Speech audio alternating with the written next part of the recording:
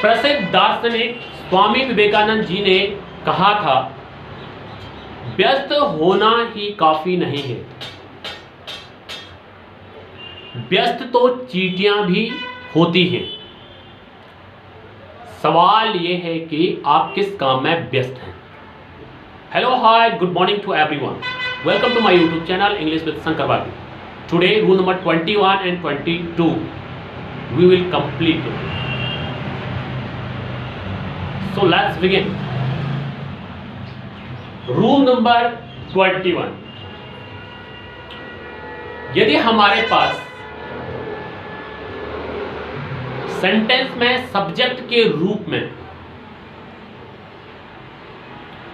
Each, every, either and neither का प्रयोग होता है, सेंटेंस के सब्जेक्ट के रूप में ईच, एवरी, आइदर और नाइदर का प्रयोग होता है, उस सिचुएशन में उसके बाद प्लूरल नाउन या प्लूरल प्रोनाउन का प्रयोग होता है। ईच, एवरी, आइदर, नाइदर के बाद प्लूरल नाउन और प्लूरल प्रोनाउन का प्रयोग होता है। तो इस सिचुएशन में हम each, every, either, neither subject के साथ प्लूरल नाउन और प्रोनाउन आने के बाद सिंगुलर हेल्पिंग वर्ब का प्रयोग करेंगे। होप सो आप समझ गए होंगे। एग्जाम्पल के तौर पे समझाते हैं। ईच ऑफ दीज 4 पेन्स, यहां पर देखिएगा आप, पहला क्या बोला था मैंने, सेंटेंस के सब्जेक्ट के रूप में ईच का प्रयोग हो रहा है, उसके बाद दीज 4 पेन्स, और दीज 4 पेन्स, यहां पर दीज क्या है, प्लूरल प्रोनाउन के रूप में प्रयोग हो रहा है। 4 पेन्स इज रेड। अब इस 4 पेन्स को देख के हमने आर का प्रयोग नहीं करना है, आर का प्रयोग रॉन्ग हो जाएगा, राइट। और यहां पर क्या यूज करेंगे, इच का प्रयोग करेंगे, क्योंकि रूल में बोला गया है साफ साफ कि यदि ईच, एवरी, आइदर, नाइदर आएगा, उसके बाद प्लूरल नाउन या प्रोनाउन, यहां पर आ चुका है, प्लूरल प्रोनाउन आ चुका है ये, और प्लूरल प्रोनाउन के बाद हम इसके साथ हेल्पिंग वर्ब इज का प्रयोग करेंगे, हेल्पिंग वर्ब इज का प्रयोग करेंगे, ना कि आर का प्रयोग करेंगे। 4 पेन्स देखकर हम प्लूरल समझ जाते हैं और आर का प्रयोग करते हैं, कि प्लूरल हेल्पिंग वर्ब का प्रयोग करते हैं, जो कि गलत हो जाता है, राइट। दूसरा सेंटेंस देखेंगे, आइदर ऑफ दोज। अब फिर दोज आ गया है किसके बाद, आइदर के बाद, और दोज क्या है, प्लूरल प्रोनाउन है, आइदर के बाद यूज किया जा रहा है। उसके बाद 2 बॉयज इज जेंटल। आइदर का प्रयोग मैं बताता हूं कि पॉजिटिव वे में किया जाता है, 2 या 2 से अधिक, लेकिन इन द पॉजिटिव सेंस में, राइट। तो पॉजिटिव सेंस में 2 या 2 से अधिक जो बॉयज हैं वो क्या है, उनमें से 2 या 2 से अधिक बॉयज है, उनमें से क्या है, वो एक जेंटल है, वो क्या है, ये जेंटल है, सज्जन है, उनमें से इज। आर का प्रयोग यहाँ पर रॉन्ग हो जाएगा। आइदर ऑफ दोज 2 बॉयज, वो 2 जो बॉयज हैं वो क्या है, वो जेंटल हैं, सज्जन हैं, ये क्या हो जाएगा, यहाँ पर रॉन्ग हो जाएगा, आर का प्रयोग रॉन्ग माना जाएगा। अब यहाँ पर नाइदर है, नाइदर का प्रयोग ठीक अपोजिट ऑफ द आइदर के अपोजिट हो जाता है, ठीक है। इसको हम ईदर एंड नीदर भी बोलते हैं, अपने हिसाब से आप कैसे एक्सेंट यूज करते हैं इस पे डिपेंड ऑन यू। तो यहाँ पर हम नाइदर ऑफ यू, अब यहाँ पर नाइदर ऑफ यू नोज। अब यहाँ पर नाइदर जो है वो क्या है, नेगेटिव मीनिंग रखता है, 2 या 2 से अधिक में से कोई भी नहीं, ठीक है। और आइदर क्या कहता है, 2 या 2 में से एक, ठीक है।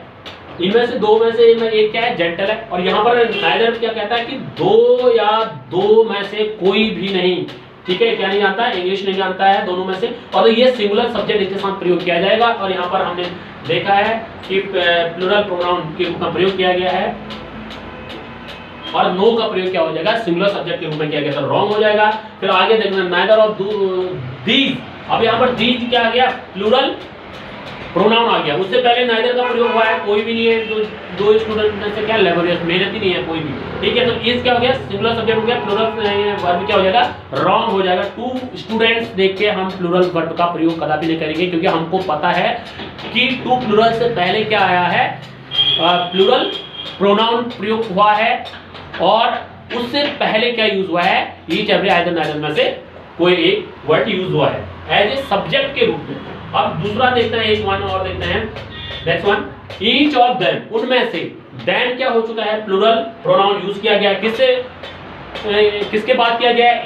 ईच के बाद किया गया है। ईच के बाद किया गया तो इसके रूल के अनुसार क्या होगा? सिंगुलर वर्ब का प्रयोग करेंगे और यहाँ पर प्लूरल वर्ब क्या हो जाएगा? रॉन्ग हो जाएगा। होप तो आपको समझ में आ गया रूल नंबर 21।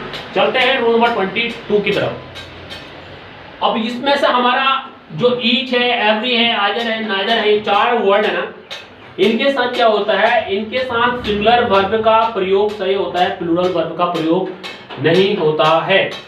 किस सिचुएशन में? If use of these word as a subject. कौन से? ईच, एवरी, आइदर, नाइदर, जिसकी हम बात कर रहे हैं उसके साथ सिंगुलर वर्ब का ही मात्र प्रयोग किया जा रहा है। ऊपर हमने देखा सिंगुलर वर्ब का प्रयोग किया जा रहा है, इसमें भी हम 22 में देख रहे हैं।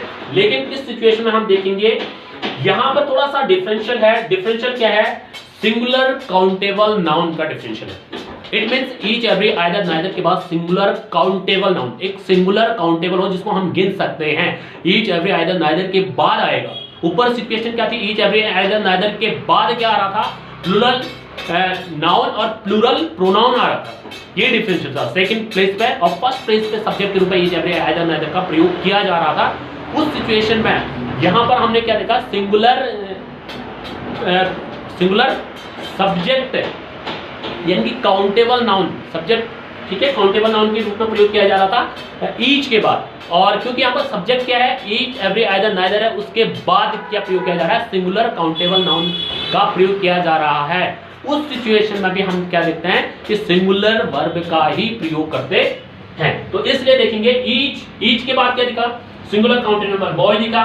सिंगुलर काउंटेबल नाउन के बाद हमने सिंगुलर वर्ब का प्रयोग किया जो कि सही माना जाएगा। अब ईच बॉय दिख गया, सिंगुलर काउंटेबल नाउन दिख गया, ईच के बाद दिख गया है, तो यहाँ पर वर्ब का प्रयोग रॉन्ग हो जाएगा। और नीचे आइदर पेन, ठीक है, आइदर पेन राइट्स, और राइट्स क्या है? सिंगुलर वर्ब का प्रयोग किया गया यहाँ पर, और सिंगुलर वर्ब राइट्स सही प्रयोग किया गया है क्योंकि ईच के बाद क्या आया है? यहाँ पर जो पेन है वो क्या है? एक नाउन है। नाउन के बाद हमने प्रयोग किया है क्या?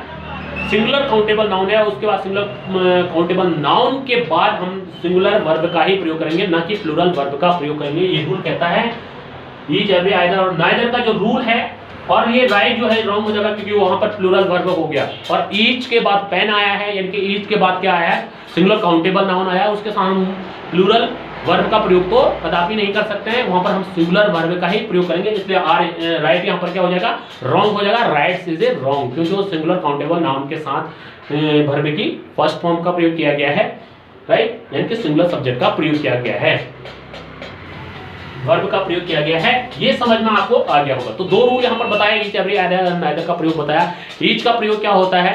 किन्हीं दो, प्रत्येक दो में से, ठीक है, प्रत्येक दो में से हर एक। ईच, एवरी का प्रयोग भी इसी रूप में होता है, या दो से अधिक एवरी का प्रयोग होता है, लेकिन इंडिविजुअली होता है, राइट। इसलिए इनको सिंगुलर सब्जेक्ट माना जाता है। और सिंगुलर सब्जेक्ट माना जाता है तो सिंगुलर सब्जेक्ट के साथ ऑब्वियसली सिंगुलर हेल्पिंग वर्ब का प्रयोग किया जाता है।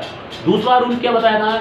इसमें आगे बताया था मैंने, नाइदर एंड आइदर का प्रयोग बताया था। नाइदर आइदर क्या होता है? नीदर एंड आइदर में ये होता है कि जो आइदर होता है उसमें पॉजिटिव मीनिंग देता है। इट मीन्स दो या दो से अधिक होते हैं, दो में से कोई एक, दो या दो से अधिक व्यक्ति या वस्तु में से एक की बात कर रहे हैं, राइट। इनकी पॉजिटिव मीनिंग दे रहा है कि कोई तो है अच्छा उनमें से एक, राइट। तो यहाँ पर क्या है, अगला वाला पॉइंट क्या है?